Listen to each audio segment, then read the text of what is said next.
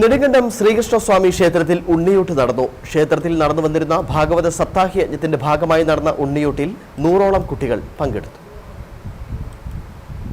നെടുങ്കണ്ടം ശ്രീകൃഷ്ണസ്വാമി ക്ഷേത്രത്തിൽ നടന്നുവരുന്ന ശ്രീമദ് ഭാഗവത സപ്താഹ യജ്ഞത്തിന്റെ 3ാം ദിവസമായ ശ്രീകൃഷ്ണാവതാരത്തിന്റെ ഭാഗമായാണ് ഉണ്ണിയൂട്ട് നടന്നത്.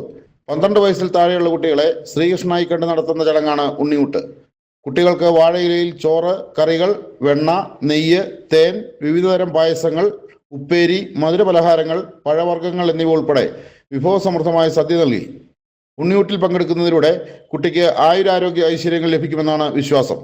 ക്ഷേത്രത്തിൽ നടന്ന ഉണ്ണിയൂട്ടിൽ ശ്രീകൃഷ്ണ വേഷത്തിൽ ഉൾപ്പെടെ 100ഓളം കുട്ടികൾ പങ്കെടുത്തു. ഇതിന്റെ ഭാഗമായി ഇന്ന് വിദ്യാഗോപാല മന്ത്രാർച്ചനയും നടന്നു. സപ്താഹയജ്ഞത്തിൽ നിരവധി ഭക്തജനങ്ങളാണ് പങ്കെടുത്തു വരുന്നത്. ഇതോടൊപ്പം ക്ഷേത്രത്തിലെ തിരുവുത്സവത്തിന് വെള്ളിയാഴ്ച തുടക്കമാകും. വൈകുന്നേരം 7 മണിക്ക് ക്ഷേത്രം തന്ത്രി ബ്രഹ്മശ്രീ കണ്ഠരര് രാജീവരര് കൊടിയേറ്റുന്നതോടെയാണ് തിരുവുത്സവം ആരംഭിക്കുന്നത്.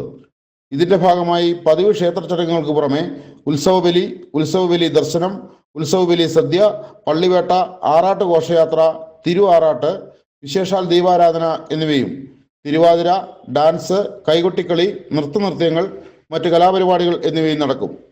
പരിപാടികൾക്ക് ക്ഷേത്ര committee president R Suresh, secretary MS Maheshwaran, PK Jayachandran Nair, committee അംഗങ്ങൾ, ഉത്സവാഘോഷ കമ്മിറ്റി ഭാരവാഹികൾ തുടങ്ങിയവർ നേതൃത്വം നൽകി വരുന്നു. News bureau, Nedumkandam.